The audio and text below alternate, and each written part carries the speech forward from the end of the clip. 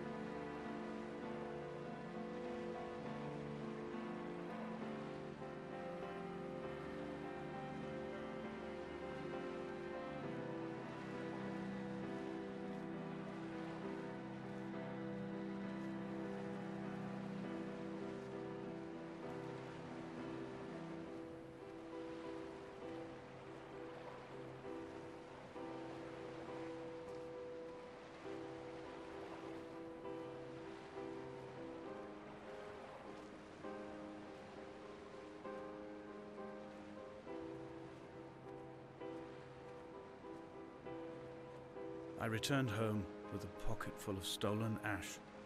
Half of it fell out of my coat and vanished into the car's upholstery, but the rest I carefully stowed away in a box I kept in a drawer by the side of my bed. It was never intended as a meaningful act, but over the years it became a kind of talisman. I'd sit still, quite still for hours, just holding the diminishing powder in my palm and noting its smoothness. In time, we will all be worn down into granules, washed into the sea and dispersed.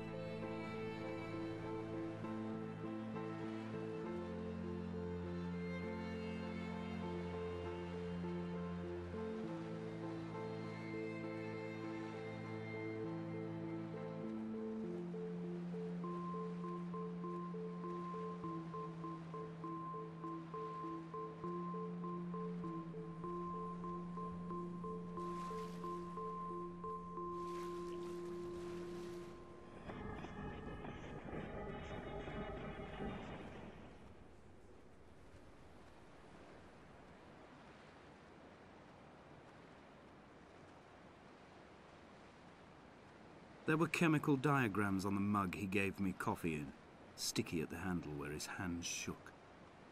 He worked for a pharmaceutical company with an office based on the outskirts of Wolverhampton. He'd been travelling back from a sales conference in Exeter, forming a strategic vision for the peddling of antacid yogurt to the European market. You could trace the connections with your finger, join the dots, and whole new compounds would be summoned into activity.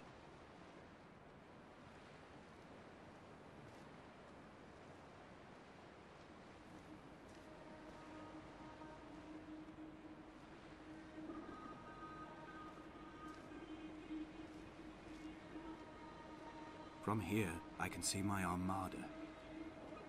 I collected all the letters I'd ever meant to send to you, if I'd have ever made it to the mainland, but had instead collected at the bottom of my rucksack, and I spread them out along the lost beach. Then I took each and every one, and I folded them into boats. I folded you into the creases, and then, as the sun was setting, I set the fleet to sail. Shattered into 21 pieces, I consigned you to the Atlantic, and I sat here until I'd watched all of you sink.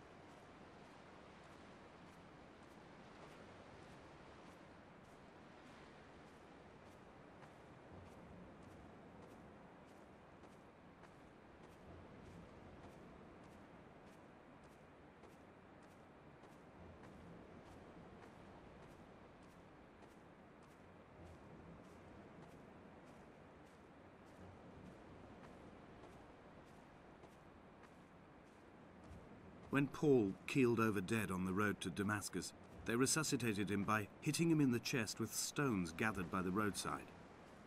He was lifeless for 21 minutes, certainly long enough for the oxygen levels in his brain to have decreased and caused hallucinations and delusions of transcendence. I'm running out of painkillers, and the moon has become almost unbearably bright.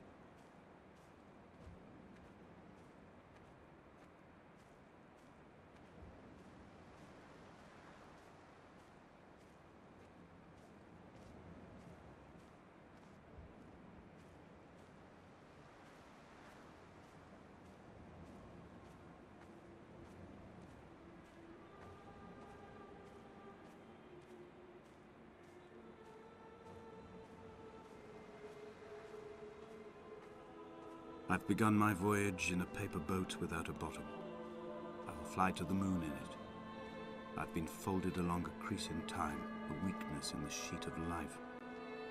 Now you've settled on the opposite side of the paper to me. I can see your traces in the ink that soaks through the fiber, the pulped vegetation. When we become waterlogged and the cage disintegrates, we will intermingle. When this paper aeroplane leaves the cliff edge and carves parallel vapor trails in the dark, we will come together.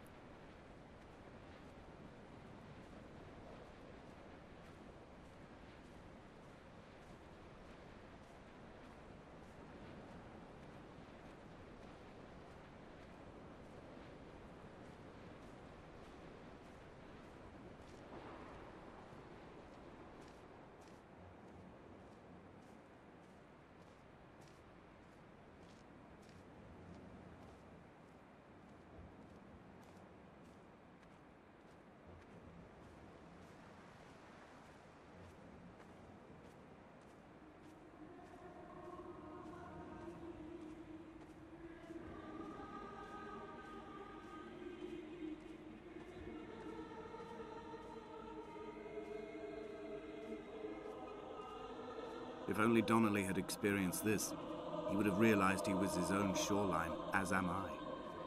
Just as I am becoming this island, so he became his syphilis, retreating into the burning synapses, the stones, the infection.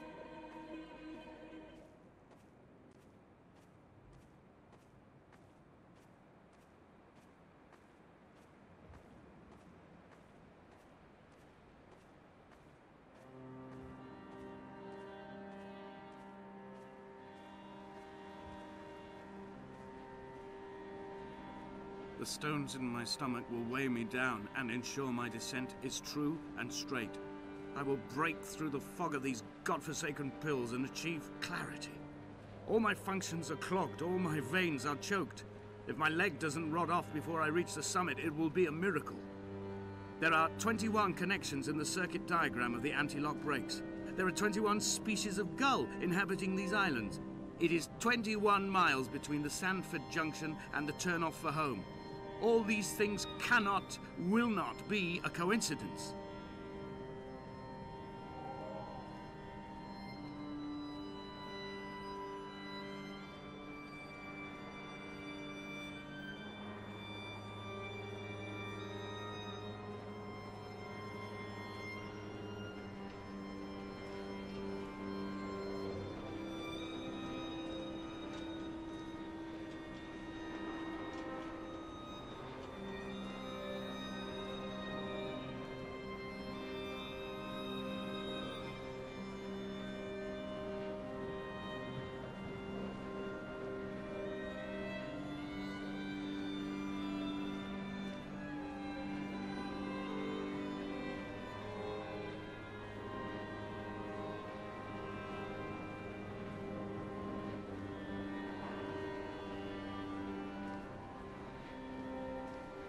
He was not drunk, Esther. He was not drunk at all. He had not drunk with Donnelly or Spat Jakobsen back at the sea. He had not careered across the lost shores and terminal beaches of this nascent archipelago. He did not intend his bonnet to be crumpled like a spent tissue by the impact. His windscreen was not star-studded all over like a map of the heavens. His paintwork etched with circuit diagrams, strange fish to call the gulls away. The phosphorescence of the skid marks lighting the M5 all the way from Exeter to Damascus.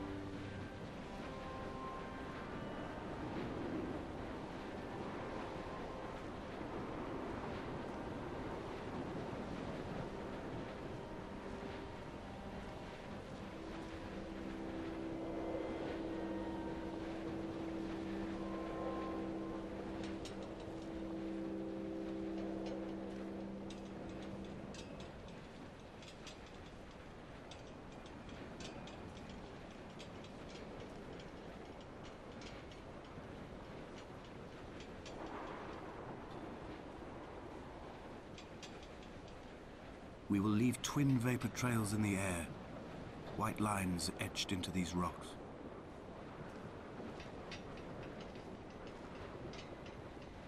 Dear Esther, I have burnt my belongings, my books, this death certificate. Mine will be written all across this island. Who was Jakobsen? Who remembers him? Donnelly has written of him, but who was Donnelly? Who remembers him? I have painted, carved, hewn, scored into this space all that I could draw from him. There will be another to these shores to remember me. I will rise from the ocean like an island without bottom, come together like a stone, become an aerial, a beacon, that they will not forget you. We've always been drawn here. One day the gulls will return and nest in our bones and our history. I will look to my left and see Esther Donnelly flying beside me. I will look to my right and see Paul Jakobsen flying beside me. They will leave white lines carved into the air to reach the mainland, where help will be sent.